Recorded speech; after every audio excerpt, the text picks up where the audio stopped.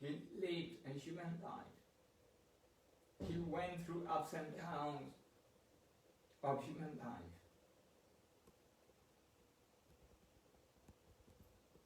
And when he was looking for an answer, maybe at the beginning he was looking for something else, not totally focused on human experiences, because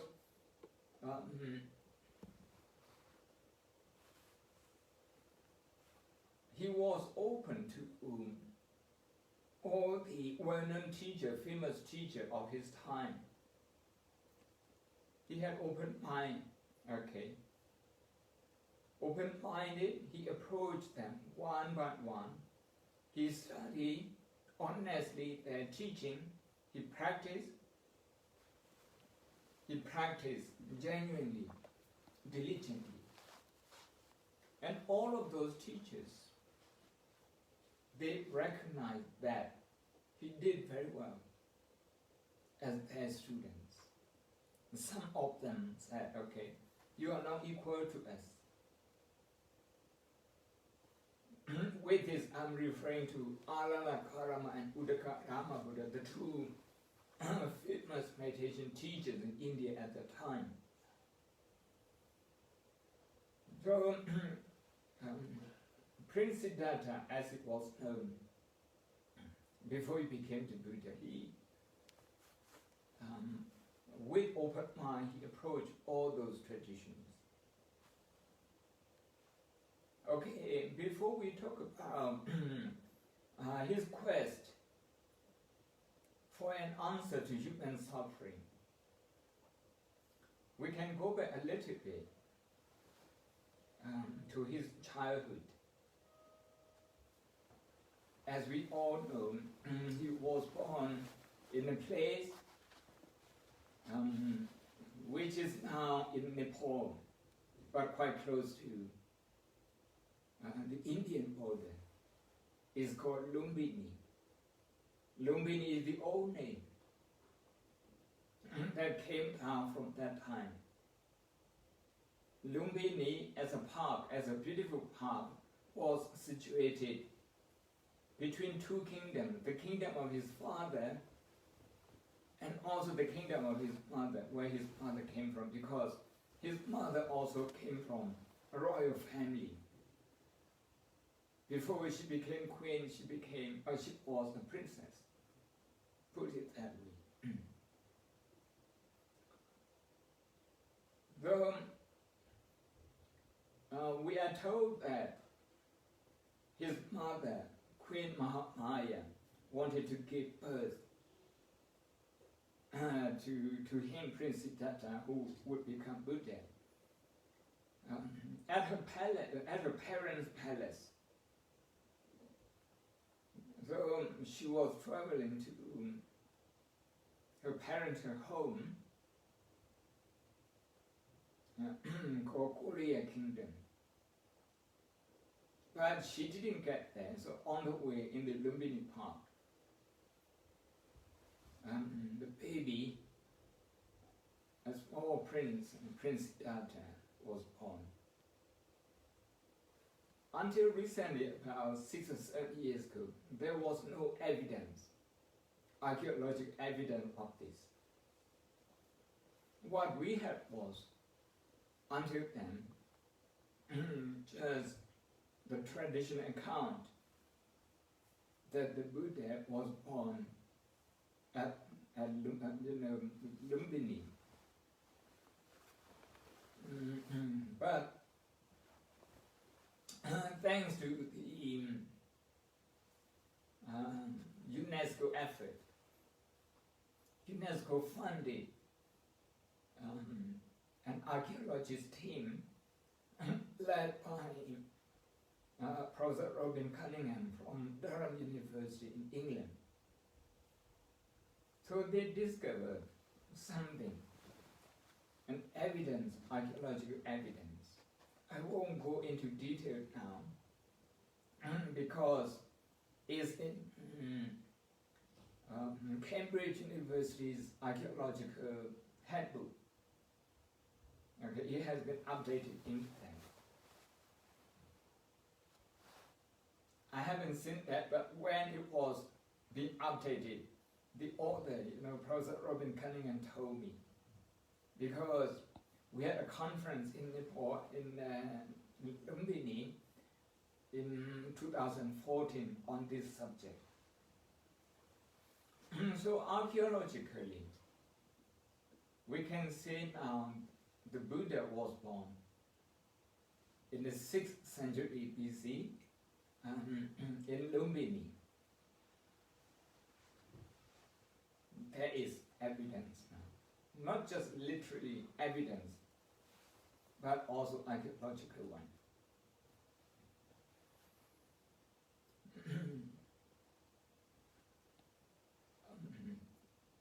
Of course, we have to expect that the Buddha grew up in comfort, in luxury, because his father was a ruler. We don't know the status of his father exactly, whether he was a king or a chieftain or the head of a tribe. We don't really know. Because in India the word Raja is used in many levels. So just say King Suddhodana, his father was king. But obviously, Prince Siddhartha was afforded all the luxuries because his father didn't want him to choose anything else other than succeeding him as a ruler.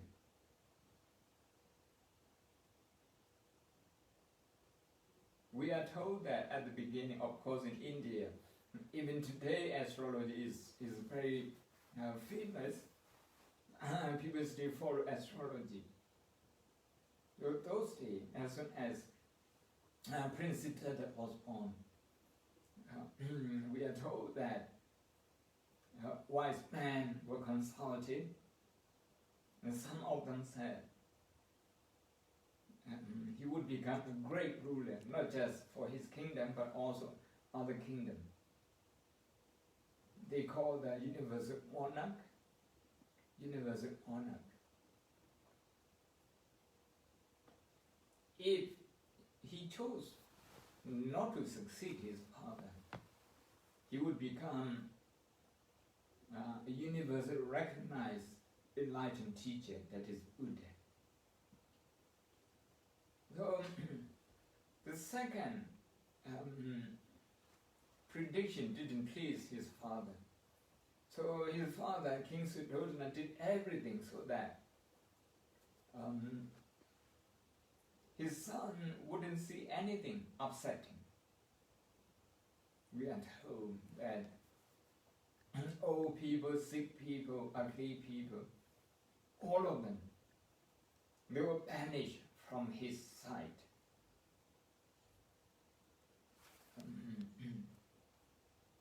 So the Prince Siddhartha, as we would expect of someone who is spiritually mature,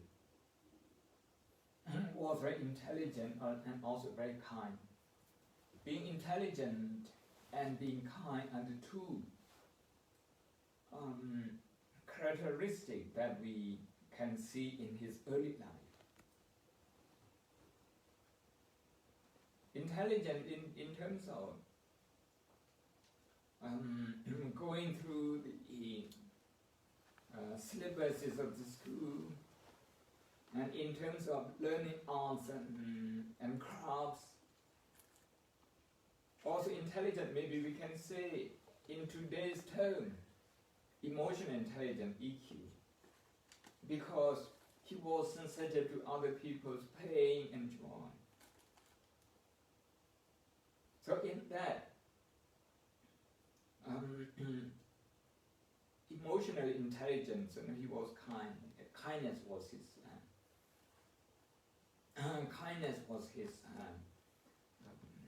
a strong character. very often we are told that what I'm going to tell you is not available in Theravada sources. Okay. Him and his cousin, one of his cousin princes, were playing, but his cousin prince was cruel compared with him. And he would also become a monk later, and would do something detrimental towards other people's practices. And his name was Prince Devadatta. We are told that one day Prince Devadatta, he saw a swan and he just shot at the swan. And the swan got injured, fell down. When Prince Siddhartha saw that, he ran straight away to the injured bird. And he got there first. He grabbed the bird. He pulled up the arrow, and he used some of the leaves, okay, to nurse the injured swan. In no time, Prince Devadatta, who shot down the swan, also arrived at the scene and said, "Give it back to me, I shot it. It's mine." Prince Siddhartha was adamant that the bird should not be given to his cousin. "No, you can't have it. It's mine. Because I reached here first, I got it." And they couldn't agree with one another, so in the end they agreed to go to a court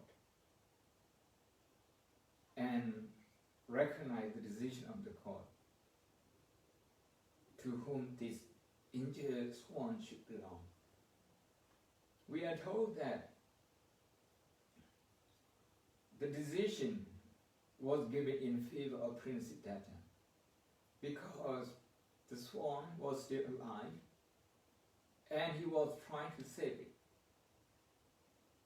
Prince Devadatta was trying to destroy it.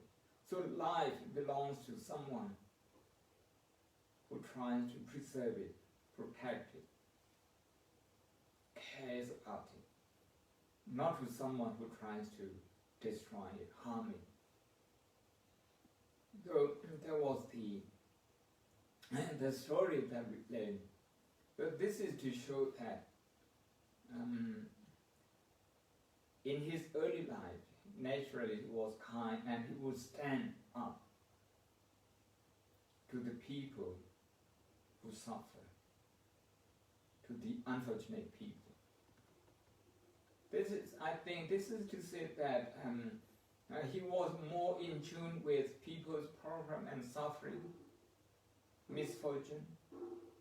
He must have been very sensitive towards that kind of thing.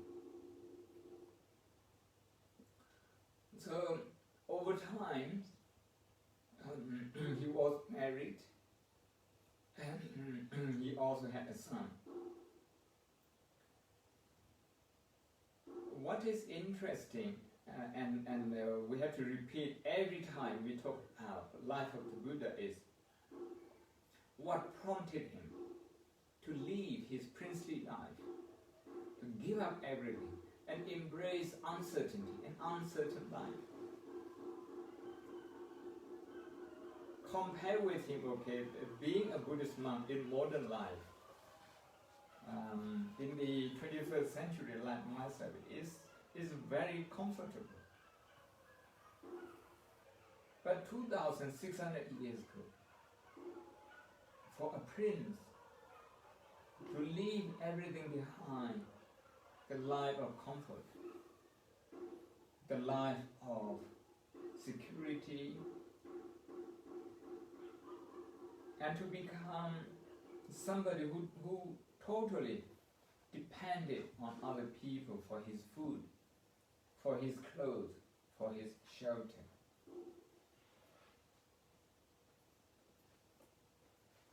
You don't do this without maybe 120% determination. And what prompted him? Okay, what triggered this strong determination was the 4 signs that we tell, okay, all the time whenever we talk about life with the Buddha in Theravada, in Mahayana, we talk about this.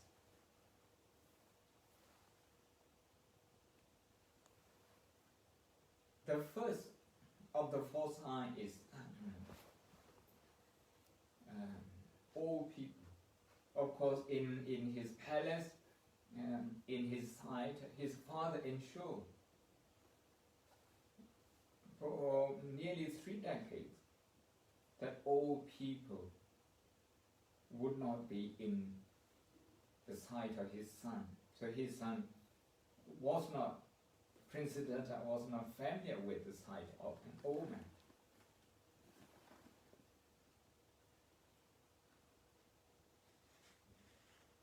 It was possible to do that those days because we didn't have Zoom, we didn't have internet, we didn't have Facebook, Twitter. Nowadays you can't do that. You can't prevent your kids, okay, from witnessing old people, sick people. So old people is one sign. He saw old people, and then sick people, a patient who was moaning because he was so much in pain. That a dead body, somebody, okay, who was lifeless, couldn't breathe, couldn't talk anymore, couldn't move, and his relatives are crying, taking him to somewhere. Maybe Prince Siddhartha didn't know that they were taking that the remain of that person, that dead body, to a cemetery. So seeing those 3 signs shocked him. I want you to consider here, for us, okay, we see such things all the time. For people who are doctors and nurses, even more so. But we see it only with our naked eyes. We don't see it with our spiritual eyes. Or shall I say, we don't see it with, we don't see it through emotional intelligence. When I say emotional intelligence here, I mean empathy. To feel the pain of those people. So Prince Siddhartha, when he saw an old man, straight away he got shocked. And what's happening here? And his driver explained him in a very simple term. Any of us, okay, would be able to tell him, to explain him. This is called an old man, an old person. Every one of us, including you and me, your parents, everyone will become that. That life is like a one-way journey. In terms of motor car, there is no reverse gear. There is only one way. From youth to old age. From birth to death. From a healthy body to a frail and sickly body.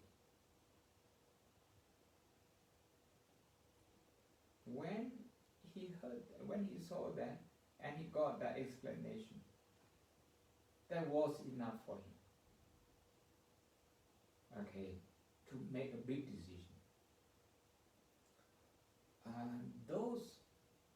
Those signs, okay, I have spoken only 3 now. the last one is to see a monk meditating. So he looked peaceful. Naturally, he chose that path. Here, I like to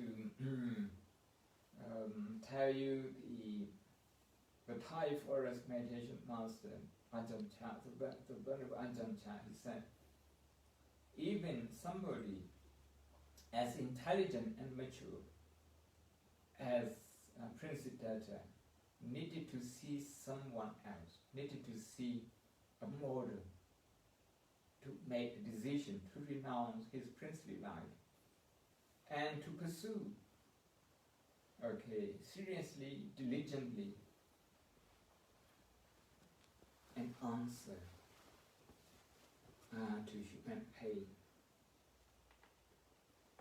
So old age, getting sick, and finally to die. These are the experiences that we all face. It doesn't matter if we believe in anything. If we believe in the Buddha, in Jesus, in other religious tradition, or none at all. No. But these are the realities that we face. For the Buddha, or for Prince Siddhartha, before he became Buddha, what was interesting to me is that he just took that data, that fact, old age, sickness, and death, as they are, and he didn't interpret them. He didn't say that, there was because of the Creator Brahma's wish, or because the Creator has created a human being this way. He didn't interpret those experiences. He just observed, accepted those painful experiences. And when he saw that the whole world is in this together, that triggered his compassion. Not that he didn't love his family, not that he didn't love his kingdom, but because he was overwhelmed by the pain, or to use his own word, by the suffering that humanity faced. He wanted to do something. He wanted to do something for his family and also for the people he didn't know. That is humanity. Those three experiences were enough to connect him with humanity, with common humanity. Whenever we have negative emotion, whenever we get upset, whenever we repeat negative emotion, whenever we personalize an incident in our life, that was because we think our pain is unique. We couldn't connect with the whole humanity through that particular experience. But for Prince Siddhartha, when he saw those three uncomfortable experiences, he was intelligent enough to come to conclusion that this is a kind of, to use the word that we are so familiar today, pandemic. This is a pandemic that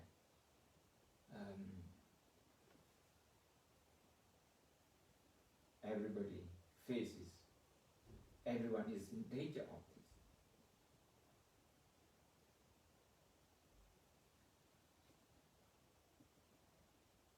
I think that compassion was strong enough to maintain his determination. He was in search of meditation practices and way to cope with human suffering. For 6 years, he had ups and downs. Sometimes he learned very quickly, but he knew straight away that wasn't what he was looking for. So he moved on. Very often I think about this, because as a Buddhist monk, whenever we go around to collect alms from people, you have a lot of anxiety at the beginning. We don't really know if we would have enough, if we would get enough food.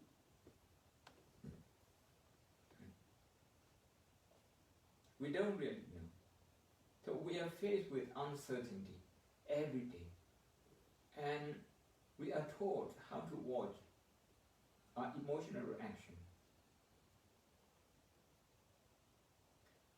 But here, in many places where Buddhism is very well established, going for alms, to collect food just for yourself, is not a problem.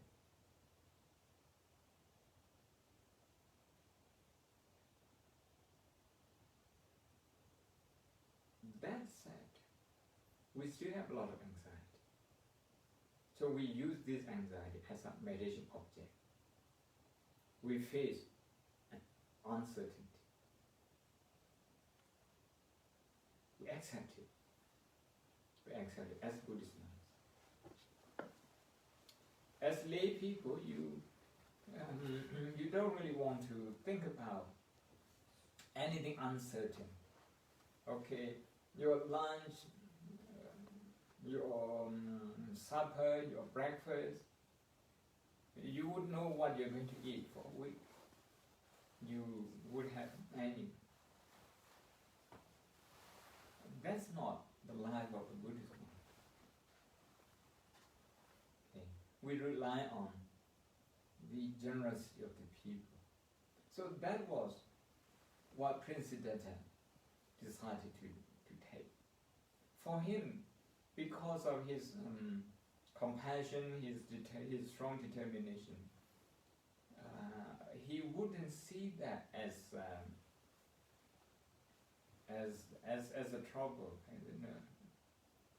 He wouldn't be bothered about that, because we never saw any complaint, on record in the Buddhist scriptures. He was just talking about his practices.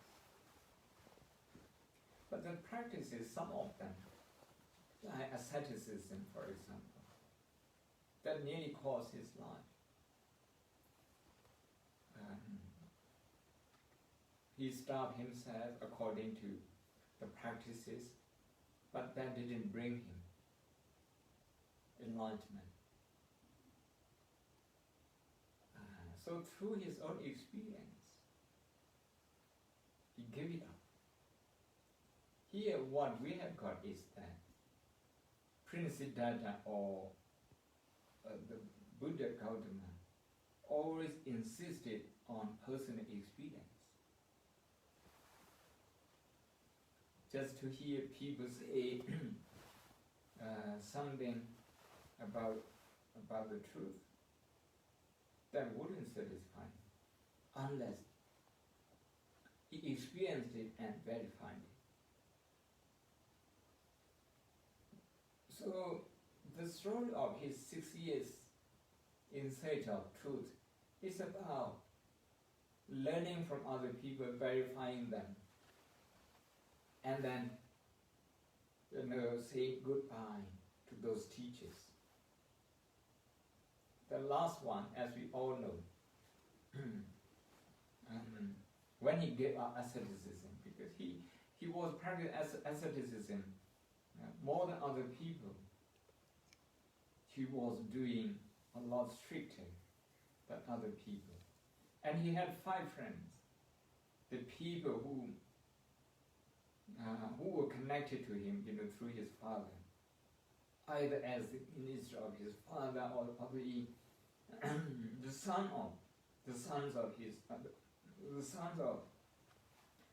some of the ministers of his father. They really believed that he would become enlightened, so they follow him. Some of them actually left their job much earlier than him. So when he was doing asceticism, they were with him. They were also practicing asceticism.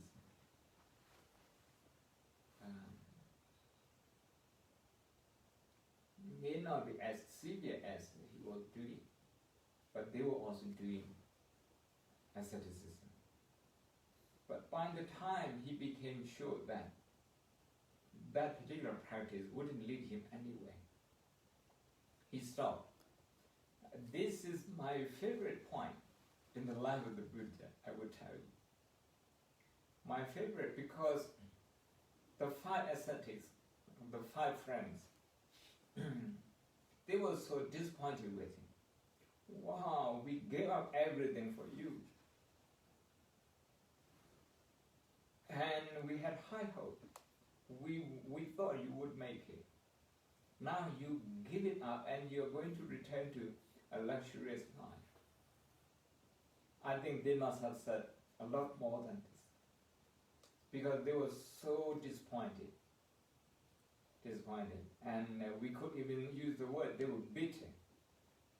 So they left him. They went away. So if you have been to Bodh Gaya, where the Buddha meditated and became enlightened, Bodh Gaya, and from there, those 5 ascetics, they fled. I use the word fled. They fled him to Varanasi. Today, with a nice highway and motor car, you drive 6 hours. Those days, it must have taken at least 10 days to walk.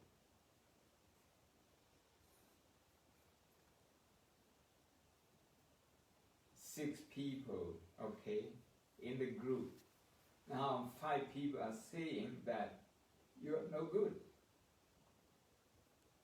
You are disappointing. And they, in terms of democracy, they all voted against it. That is to say, the whole group is saying, okay, you're doing something wrong, your decision is wrong. They criticized him, beat him, and left him. My favorite point is that the way the ascetic Gautama, who would become Buddha, reacted to or responded to the behavior of his friends. He just thought, okay, they don't know that this practice would lead us to nowhere. I have verified it myself, so I have no regret in giving it up. I give this practice, this ascetic practices up, but I'm not giving up my search for enlightenment. Here, the reason is that because he was always thinking about the suffering of humanity. that compassion kept him going. That compassion allowed him, to understand those 5 ascetics, to empathize with that disappointment. So he wasn't angry with them. Not only that, he wasn't angry with them.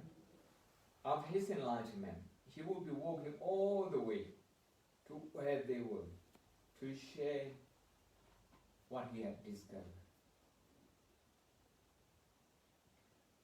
Suppose in your life, if somebody has really disappointed you, you wouldn't want to hear the name of that person again. Let alone sharing something with that person. Why is that? Because our compassion is not strong enough. We don't see the pain of that person. So the Buddha, even just before he became Buddha, he was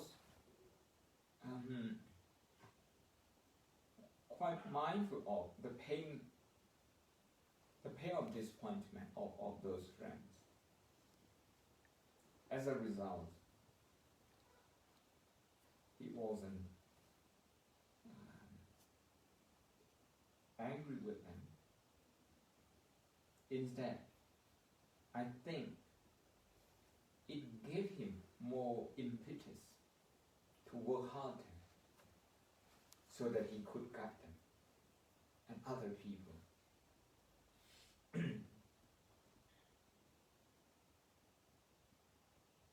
So he became enlightened on his own. We heard that, on the eve of enlightenment, the devil with his army attacked him. You can understand this psychologically. You can also understand this literally. I have written this article published early this year in the British Library. It's about Buddhist cosmology. So I touch on this point. Psychologically, of course, when the army of the devil was attacking him, psychologically, he was about uprooting. It was about him uprooting anger, dormant anger.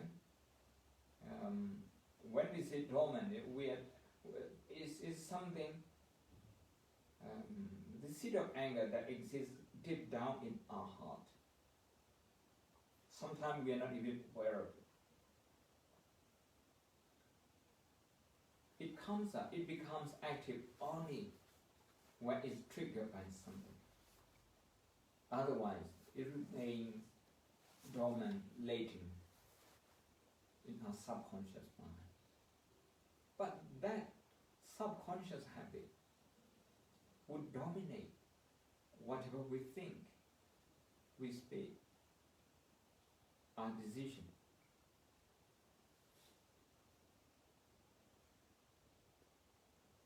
So my favorite, my favorite point in the life of the Buddha, especially how he dealt with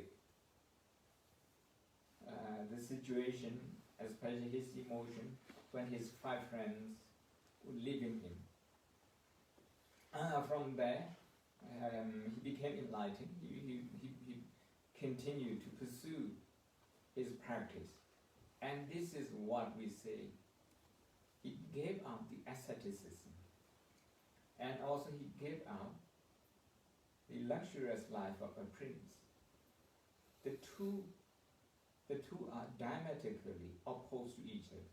A luxurious life where you went for anything luxurious, just to make yourself comfortable, just to enjoy yourself to the point of indulgence.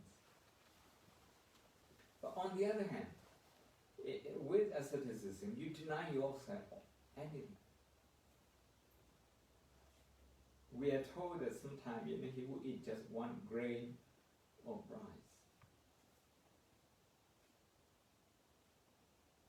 So he came to a point through his own personal experience where he saw the two extremes are no good in the pursuit of happiness, in dealing with problem of suffering. And here he found the middle path under the Bodhi tree, a tree which still exists now, maybe it's in its fifth or sixth generation. But the tree under which the Buddha was enlightened still stands there. He was meditating alone, and he discovered this middle path. The middle path is about knowing and experiencing the extremes and avoiding them, walking the middle path. What everybody knows today, or many people know today, as mindfulness practice. This is part of the middle path, the middle way. But it's not the only one. It's a very important one, not the only one. The middle path consists of intelligent development. I would include emotional development in that. The ethical development and meditation to calm the mind. Those three aspects integrating into one path. So sometimes we call this the threefold training. And the Buddha, he went through both extremes and also the middle path personally. So he insisted on empirical experience.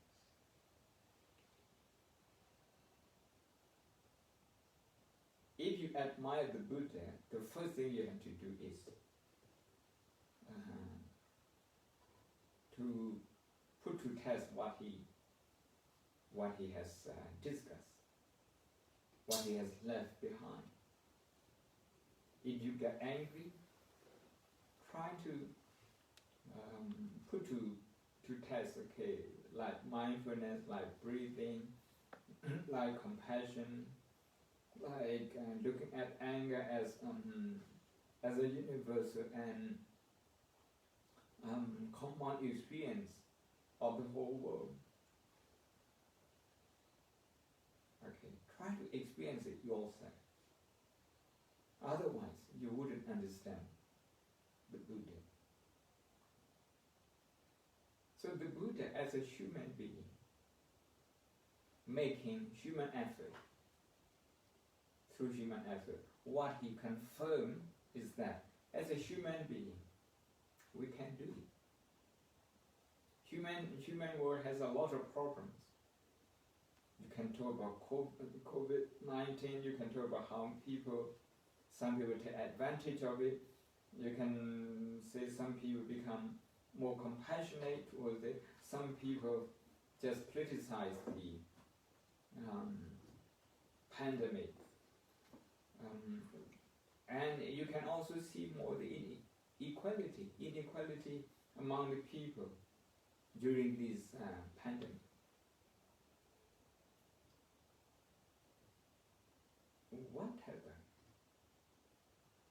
Whatever is happening around us, if we are to look at the Buddha and use his teaching and see if it could work, first we need to know ourselves, because principle of the Buddha, the first thing he did was to try to know himself. Self-awareness. You can say in the end, self-awakening. We need to be awakened to our emotional state. And the second thing is to be aware of other people's pain and joy, that situation. We can call this social awareness. These are the two kinds of awareness that the Buddha developed. Okay, and then he reached the peak during his enlightenment. He confirmed his experience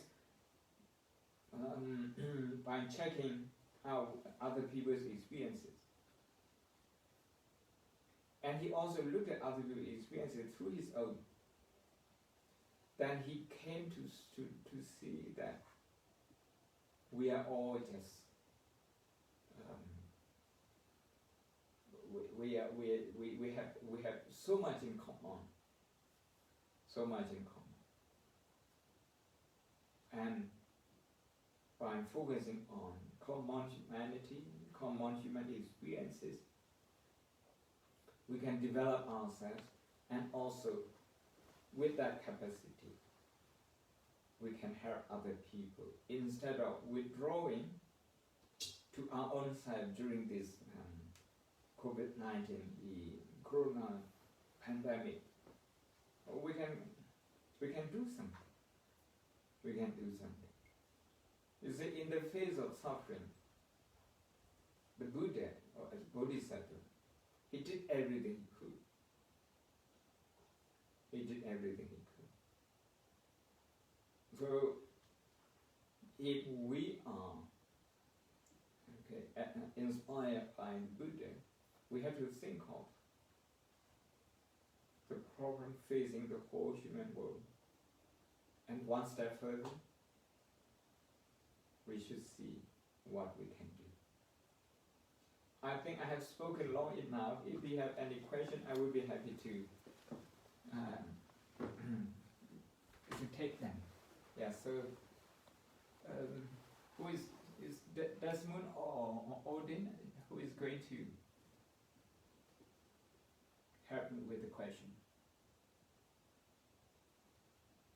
Oh, Marlon. Hi. So, if anyone can please send in your questions as a message in the chat. Thank you.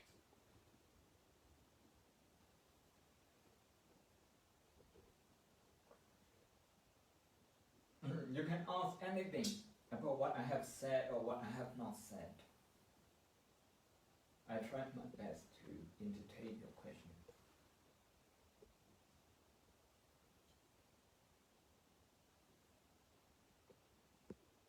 If you have no question, then we see each other tomorrow. What is Theravada? Sorry. I have one question here. How can we be compassionate to very inconsiderate people? Oh, very good question. Thank you. How can we be compassionate towards inconsiderate people?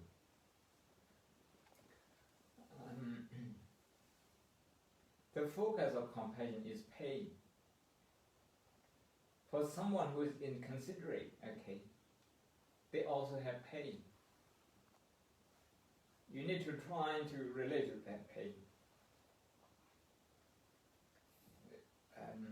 Someone who behaves that way, without sympathy, without empathy, without consideration towards other people, they may have some sort of pain in their mind.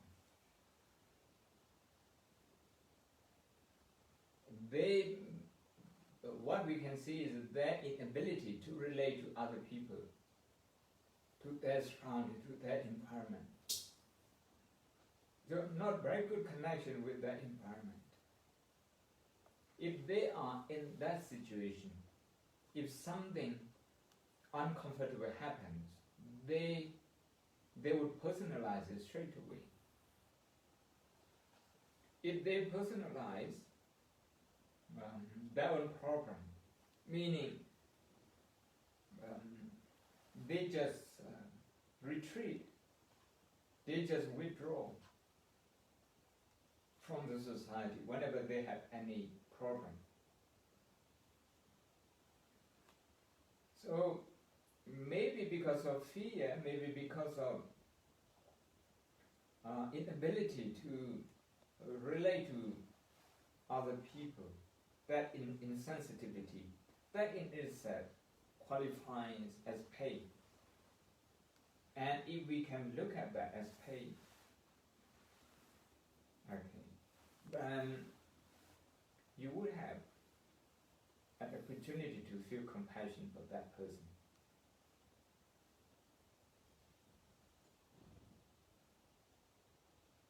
More questions? Yes. So, following on from that, someone asks, how can we grow compassion within ourselves? Oh.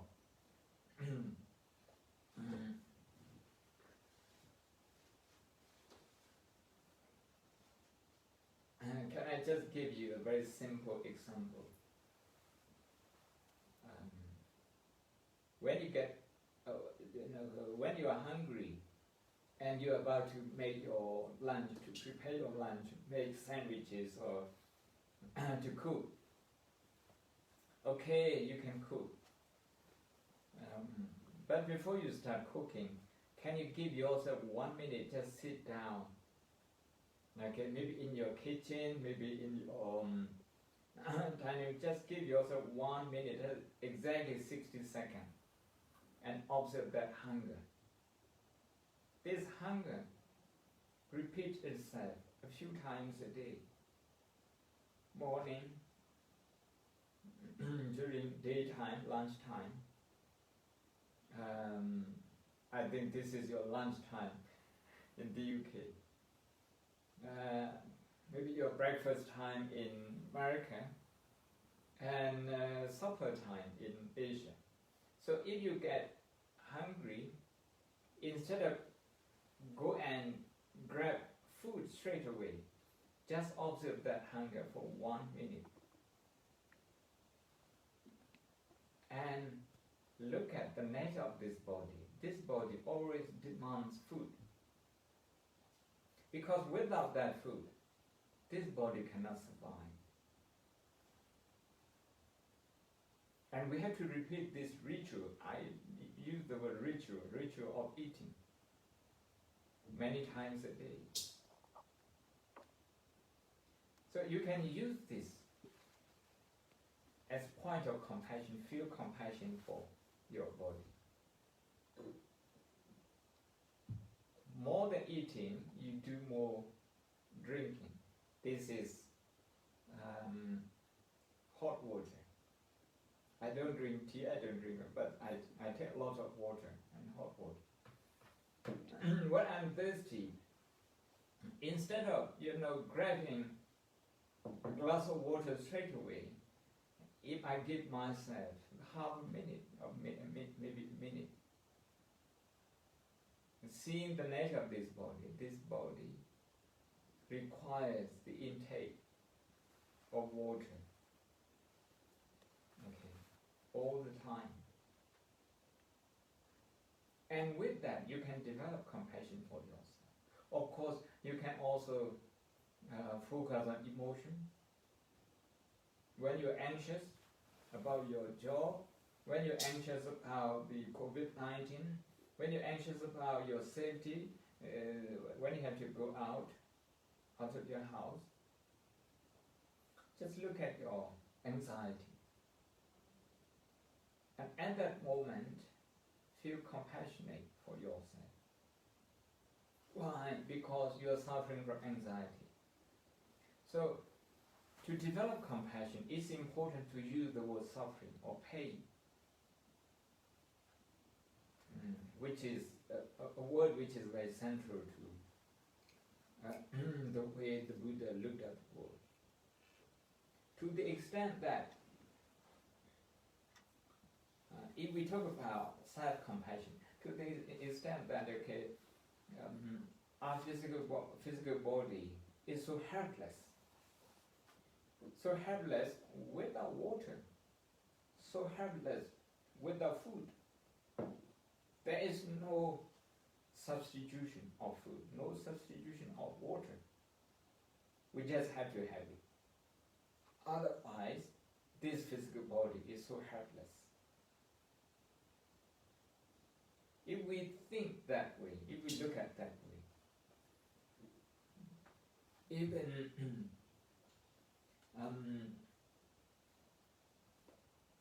taking soft drink or preparing meal or having a meal during the day is all compassion practice, is all the Buddha's practice, is all middle way practice. I hope it's not very difficult.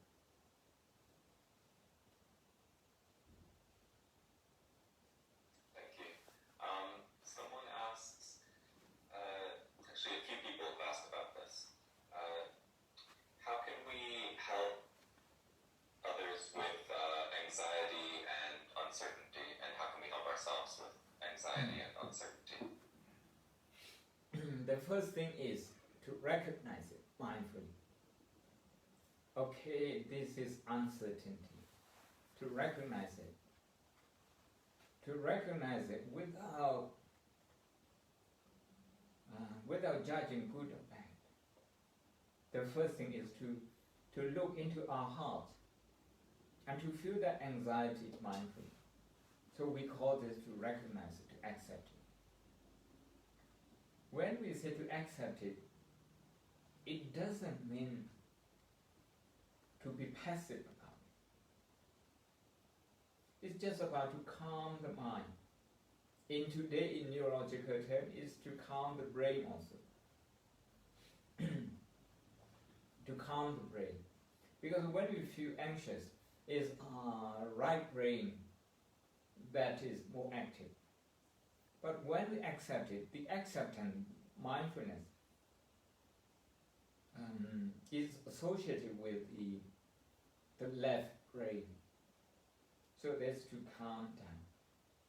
To calm down so that we don't unnecessarily top up the anxiety.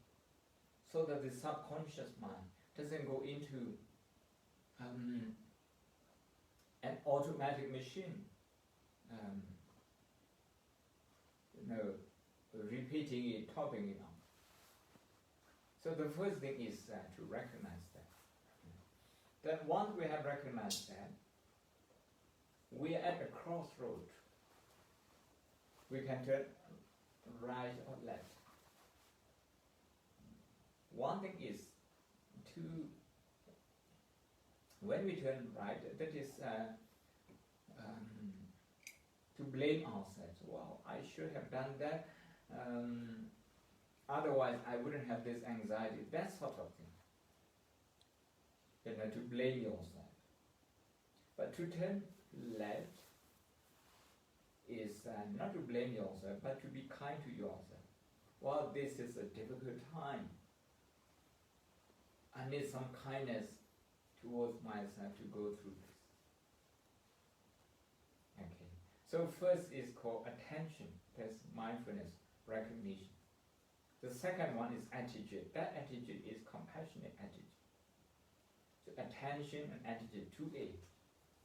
If you hold these two values, and you can deal with your anxiety. This can be applied to other people also. Then how do we recognize other people's anxiety if they themselves don't recognize?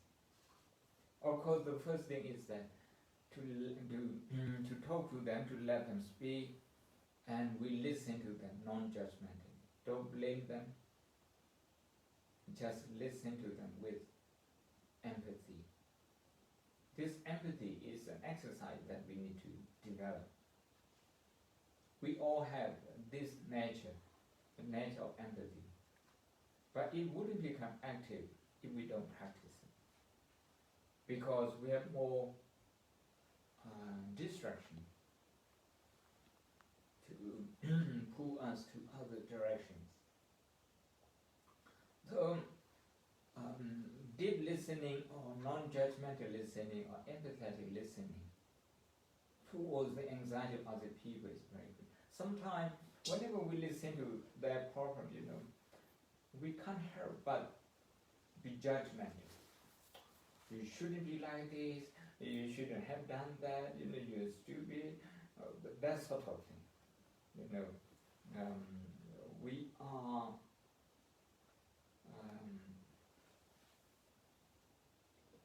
tempted to be judgmental.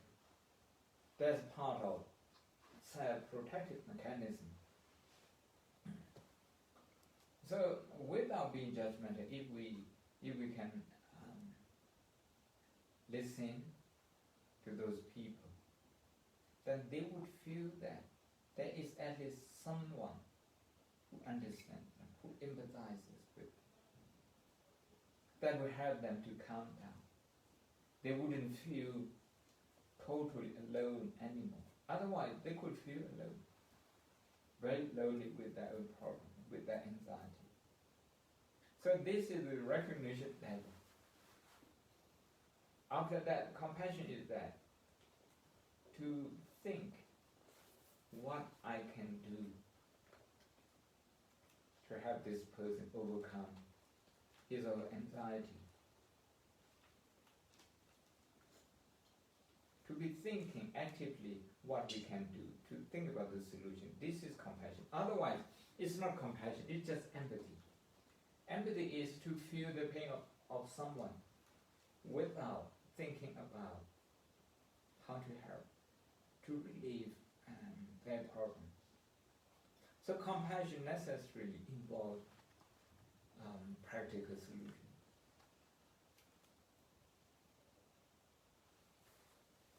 Thank you, Bhante. Thank you. I have someone who's asked, is there such a thing as righteous anger in Buddhism? Righteous anger.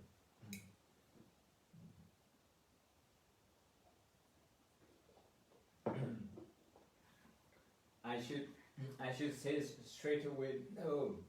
If I say yes, I will have to answer mercy killing and euthanasia and all those questions. When you see an injustice, injustice, at that moment you're at a crossroad. One way is to get angry and confront the problem of injustice through anger. The other one is to feel compassionate, towards those people who are being done injustice. And also actually to the people who cause injustice. So these two alternatives, they are so different. They're so different. When you become angry, in Buddhist psychology, you have chosen a threat focus. You have chosen to focus on threat. Not every danger is a threat. We can a threat means is fear inside us. It's the way we relate to them, the way we emotionally respond to the situation. Someone, instead of anger, may choose to respond to that through compassion. Because anger hurts you, and anger is it can get out of control, and it can block your reasoning faculty. You yourself can cause injustice to others, even though the original intention was to actually solve the problem of injustice. We can look at this way, Because with anger, it's very easy for us to get into the mode of them and us.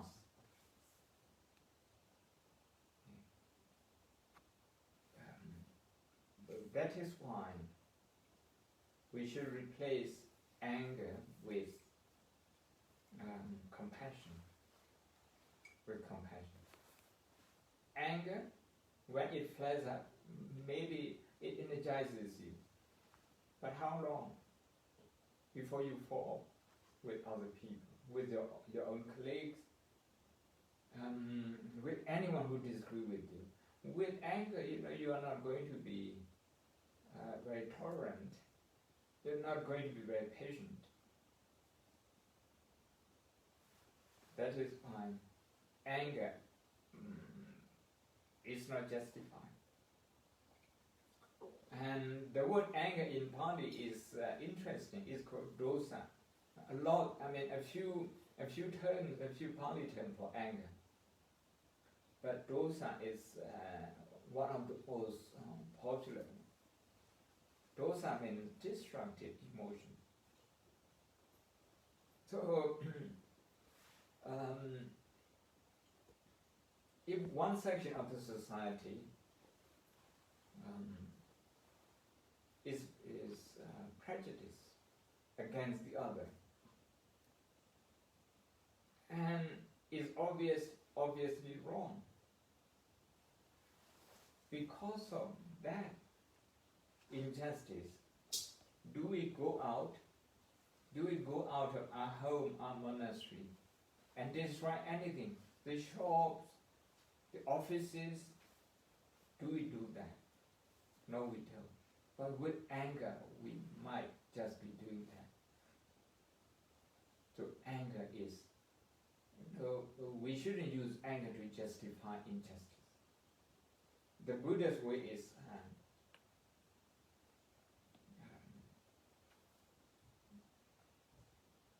to replace anger with compassion. And that would be a lot more powerful. That would be, the compassion would be sustaining you in the fight against injustice of any kind. Okay, more questions? Yes, thank you. I have a question here. How does one find the balance between non-interference and not having karmic action or intention and trying to help?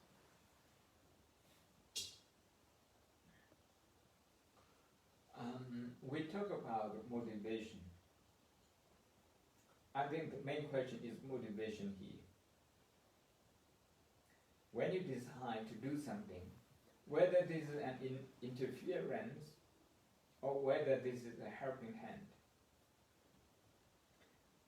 you cannot judge this on the basis of other people's opinion. And you have to judge it mainly on your own volition, on your own motivation. Whether you're motivated to do something because you identify with this person through your religious belief, nationality, party affiliation, organization, whatever. And we have to be very careful here because we can end up being prejudiced.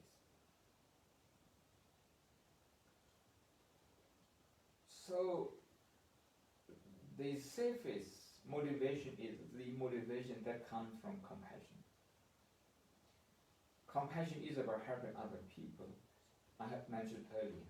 But here, in order to strengthen our compassion, we need to feel the pain of the people we disagree with. The pain of the people who belong to the other camp. Otherwise, our emotion, our compassion is vulnerable. So for our compassion, to withstand the challenges in the course of helping other people. We need to feel the pain of everyone involved. And that's important. I know it's difficult in party politics and in a very partisan world. It is difficult, but it's not impossible. This practice is not that difficult at all, and it doesn't cost a lot. To be partisan is more costly. To be non-partisan in the long run, economically, is cheaper, emotionally, is more rewarding. It's difficult only at the beginning when we are trying to relate to the pain of the people we disagree with. That's the only difficulty. And we just need to change the way we see them. Instead of seeing them as people causing us pain, we should see them as people who are in pain, therefore are causing us pain.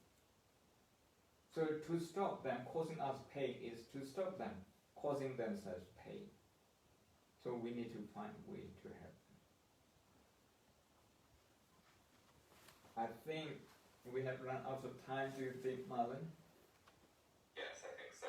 But thank you so much. That was really great. And if I can just say one thing before, if you want to give any final words. If anyone who'd like to continue attending this course and would like to receive any materials that may come out or something like that, if you can please register for the course. And how you register is by sending an email with the subject line register, and then say you would like to register for this course and give your name. And the email is info@thebuddhistsociety.org. I'm putting it in the chat now. But I'll put this in the chat in a moment. So yes, thank you very much, Bhante. Thank you. This was really wonderful. If you have any final words for the session. Well, I just like to draw your attention that I focus on the Buddha being a human being, experience a human life, and promotes or achieve everything through human effort. Thank you. Thank you. Thank you.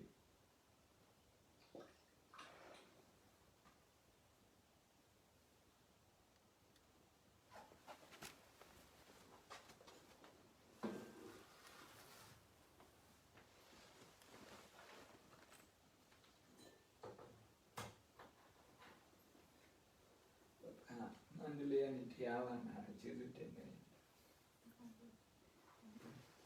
Okay, I have a question. Can I ask? please. ခုနကဘုံဘုံပြောတာအဓိကခဏလေးတော့ပြောတော့ဆက်ထားလေးဘုံကတပည့်တော့လက်ရှိဖြစ်နေတဲ့ຢာပေါ့နော်ဘုံဖြစ်နေတာနဲ့ကတ်တာသွားတဲ့အရာပေါ့နော်ဘုံ compassion and anger အဲ့မှာဘုံက compassion and anger ဆိုဒီတရားကို angry ဖြစ်သွားတယ်ဒီတရားကိုရမ်းစိတ်ဆိုနေတဲ့အချိန်မှာသူ့ဘုံမှာဘယ်လိုဂရုဏာထားမယ်ရှိတာဘယ်လိုမှပြောတော့မထားနိုင်ဘူးဗျာ သူ့ကိုဂရုဏာမထိုင်ကိုယ့်ကိုဂရုဏာထား တင်ပါဗျာ အဲ့ဒီအချိန်မှာဒေါသကိုယ့်ကိုနှိမ့်ဆက် တင်ပါရှိဗျာ နော်ဟောင်းဆိုရင်ဒါ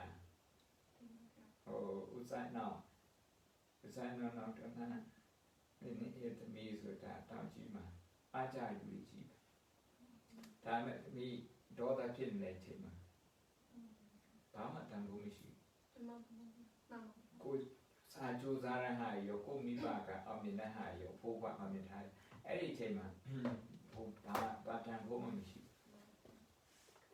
အဲ့ဒီအချိန်မှာကိုယ့်ရဲ့နှလုံးသားကလေဖြတ်တဲ့ဘောအရန်ဆန်အကုန်လုံး reject လုပ်တယ်အဲ့ဒီအချိန် reject လုပ်တယ်ထမင်းစားနေတဲ့အချိန်ဆိုရင်အဲ့ဒီဘသူကဘလောက်ပဲကောင်းအောင်ဝင်ချက်တာ အဲ့ဒီအာဟာရတွေအကုန်လုံးထိကြိုက်လို့လေဘာအာဟာရမှမခံစားနိုင်အဲ့ကျ